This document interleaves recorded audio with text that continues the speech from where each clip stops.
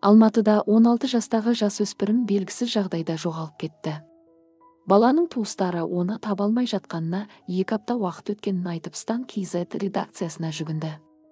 Нұралы Ешмұхамбет 27 маусым күні сағат 22:00-де Ұлжан бір шағын ауданның Сарыбастау көшесінің 36-шы үйден шығып кеткен. Содан бері із-түссіз жоғалып кеткен жасөспірім 2 аптадан бері табылмай жатыр. Ағасының айтуынша, Нұралы биыл 11-ші сыныпқа көшкен. Ол спортпен шұғылданып, боксқа барғанда жүгіруді ұнатады екен. Полицияға жүгіндік. Бірақ олар әлі іздестіріп жатқандарын айтуда. Нұралы достарына да ешкімге де қайда бара жатқанын айтпай, сағат 10-дар шамасында үйден шығып кеткен деді әпкесі Алина.